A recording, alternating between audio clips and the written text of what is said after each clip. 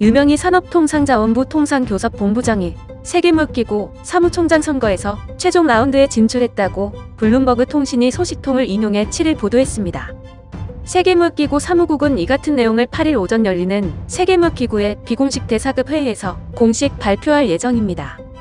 통상 WTO 사무총장 선출 절차는 6에서 9개월이 걸리는데요. 이 기간 8명의 후보들은 캠페인을 펼치고 회원국들의 질의에 응답하는 등 선거운동을 벌이는 시간을 갖습니다. 이후 회원국 협의를 통해 지지도가 낮은 후보부터 탈락시키는 방식으로 차기 사무총장을 선출하게 됩니다. WTO는 차기 수장 선출을 위한 1라운드 협의 절차를 진행해 후보 8명 가운데 선호도가 낮은 3명을 탈락시키고 이후 2라운드에서 다시 3명을 떨어뜨리게 되는데요. 이렇게 최종 라운드에 2명을 올린 뒤 회원국 협의로 사무총장을 결정하는 방식입니다. 유 본부장과 함께 결선에 진출한 후보는 나이지리아의 응고지 오콘조이웰라 후보인데요. 두 여성 후보가 나란히 최종 라운드에 진출하면서 25년 WTO 역사상 처음으로 여성 사무총장이 탄생하게 됐습니다. 만일 유 본부장이 최종 당선되면 첫 WTO 여성 사무총장이면서 동시에 한국인 사상 첫 WTO 수장이라는 타이틀을 달게 됩니다. 그간 유 본부장은 7월부터 최근까지 스위스와 미국, 프랑스, 스웨덴 등을 방문, 각국 대사와 주요 인사들을 만나 활발한 유세 활동을 진행했는데요. 그는 통상 외길을 걸어온 전문가이자 현직 통상 장관이라는 강점을 내세워 WTO 사무총장 적임자임을 강조했습니다. 여기에 문재인 대통령이 독일 등 각국 정상과 통화하면서 유 본부장에 대한 지지를 당부하는 등 정부가 적극적으로 지원 사격에 나서 결선 진출 가능성을 높였습니다. WTO 사무국은 3라운드이자 마지막 라운드의 협의 절차를 이달 하순부터 다음 달 6일까지 진행, 최종 결론을 11월 7일 전에 낸다는 계획이라고 블룸버그는 전했습니다. 이러한 소식을 접한 일본 네티즌들의 반응을 살펴보았습니다. 나이지리아의 한 표.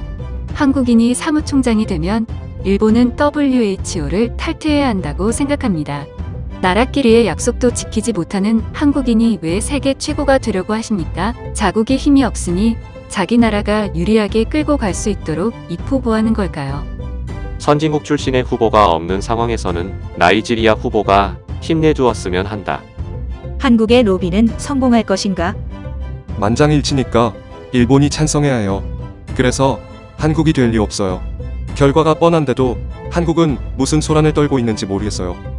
당선돼서 정부 한국에 유리하게 처리하면 일본은 주장해야 해요. 전 UN 사무총장 반기문인데요. 외교회담에서 독도를 한국령으로 설명한 말은 절대 잊지 않을 겁니다.